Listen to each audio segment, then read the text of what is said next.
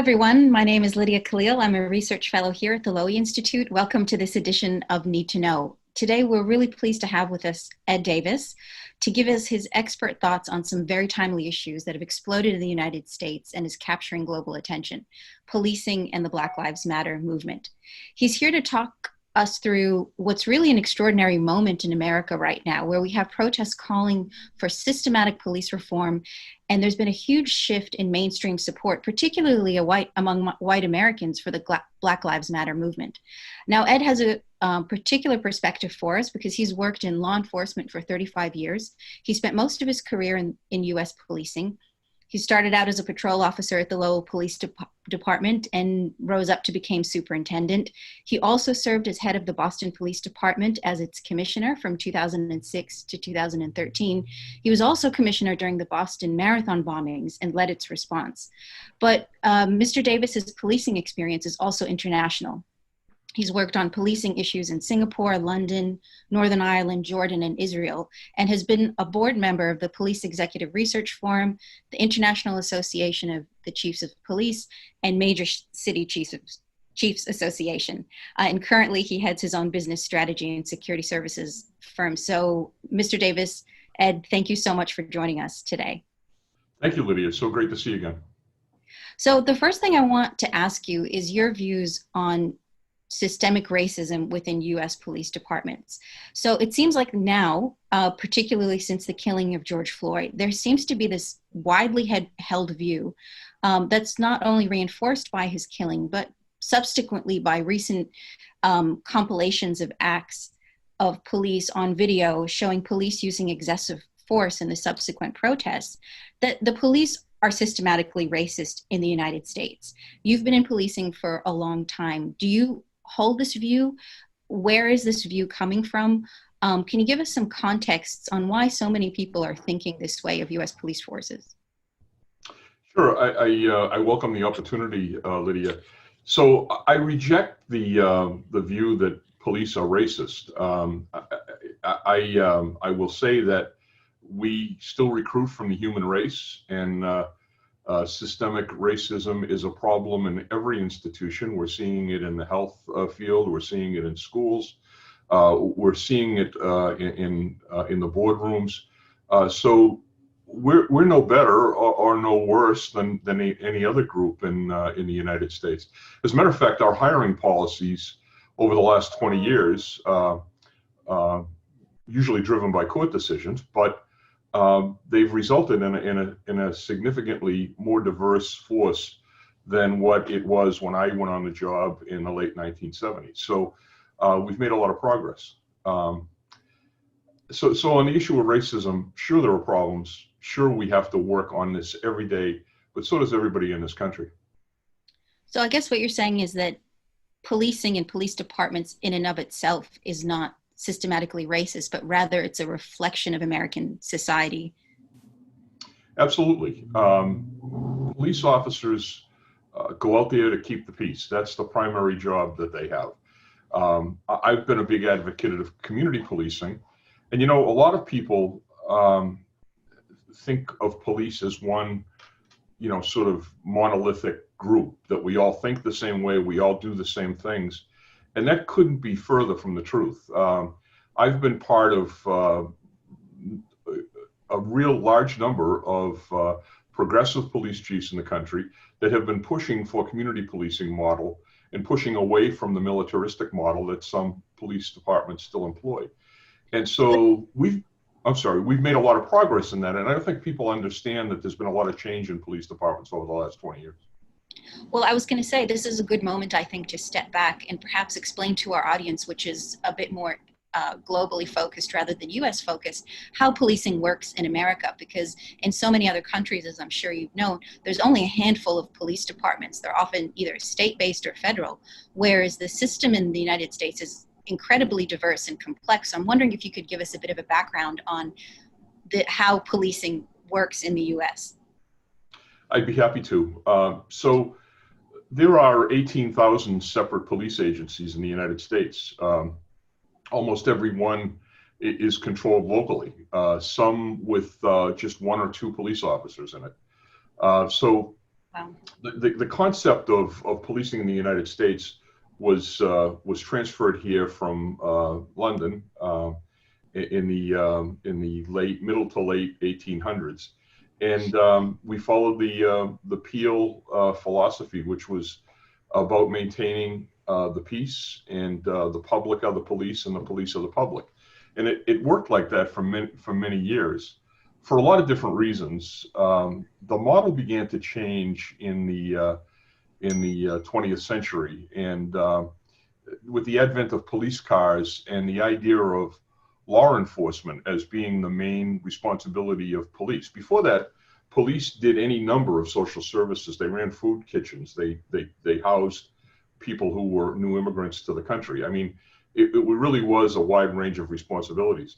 They started to move away from that. Corruption drove that sometimes, political corruption. But the bottom line is there was this whole mentality, it sort of simply, is this an arrest or is this not an arrest? If I can make an arrest here, then this is a police matter. If I can't, then you have to call your own attorney. It's a civil matter. And when I first came into policing, that's the way I was trained. But right. In the early 1900s, it started to change. So you pointed to something really interesting about how policing had served a whole lot of other social service functions rather than just, criminal investigations and law and order.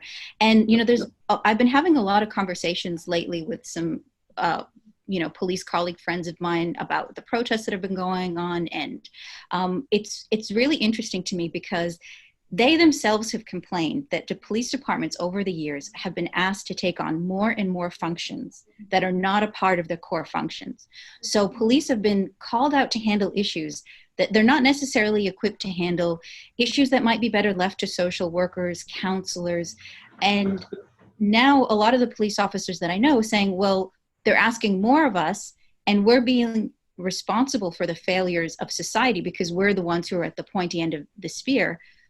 And it seems to me that that's actually what a lot of the defund the police movement people are also saying. So I'm wondering what your thoughts are about the defund the police calls, or what reforms need to be made. And what do you think about this idea that policing is just taken on, not only is militarized in some instances, not all departments, but some departments, but are taking on too many functions that are better left to other agencies? There's no doubt that's a problem, and it was best mentioned by a colleague and friend of mine, David Brown, who was the police chief in Dallas when 5 police officers were murdered there by an active shooter. And David said, "You're asking too much of us," and he's absolutely right.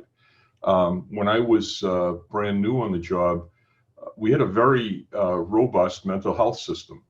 It had its problems, but if we ran into somebody who was acting out and had mental health issues, we'd call an ambulance for them and they'd bring them to the local mental health center. That center no longer exists. Those hospitals have been defunded, and nothing else has been put in their place. So there was a conscious effort to fix a problem. The mental health system had problems in it, but instead of fixing it, they disbanded it. And the outcome of that is that police and emergency rooms now are doing that job. And just that issue, dealing with mentally ill individuals, results in violence. And there's got to be a way to fix that. Yeah. You've been a police commissioner. Throughout your career, you've called for some reforms. You've steered the Boston Police Department toward community policing.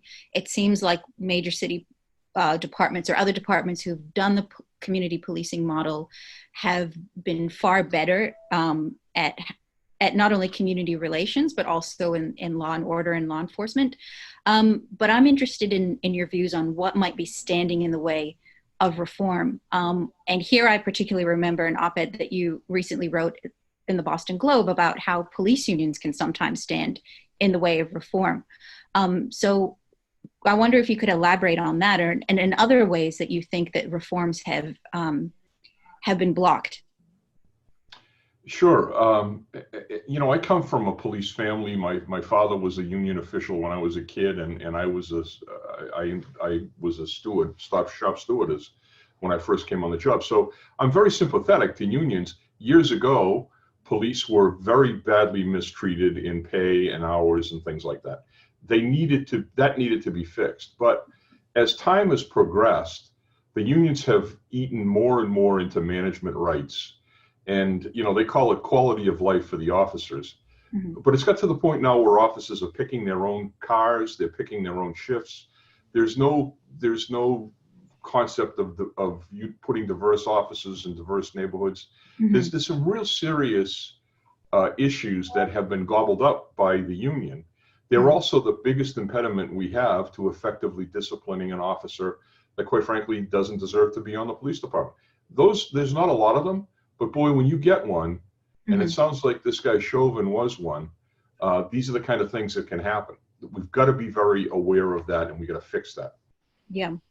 So I guess my last question that we can end on, I want to bring it back to the Black Lives Matter movement. The world is kind of waking up to this movement in this moment after the recent killing of George Floyd. But this is a movement that was started in 2013 in the United States. So this is not the first time that we've seen Black Lives Matter protests. We had it after Ferguson, Eric Gardner, Philando Castile, and other Black men that have been killed. Protests and the movement led by the Black Lives Matter movement has shown itself calling for accountability and calling for reform. But I don't know about you, but to me, this moment feels very different, not just because the protests are larger, but there just seems to be really a widespread embracing of what that movement is calling for. What do you think makes it different this time? And do you think that this could be a moment for change, serious changes in policing in the US? Well, I think there's a few things that make this different, and I'm actually happy that we are moving towards solution to some of these problems. The brutality in the inhumane act that occurred that set this off it was just incomprehensible that someone would treat another human being like that. So I think that being caught on videotape and showed to everyone in the country and throughout the world really did trigger something about the inequity that is occurring and the treatment that some people receive. And so if we can boil down some of these injustices that have happened for centuries into this one moment, into crystallizing this and making people act on it, then some good comes out of this horrible tragedy. And that's really what I'm seeing here. Lawmakers who for years have supported unions and not been involved in solutions are starting to think about the decisions that they've made and change those decisions. Police officers who suffer with these, people that are on the job and make life difficult for them and actually intimidate some of them in their actions. They're going to feel relieved about this if we can start to remove them. So there's a lot of very positive things coming from this. I hope we end up with a better society. Me too. Ed Davis, thank you so much for your time. We really appreciate your perspective. Thank you, Lydia.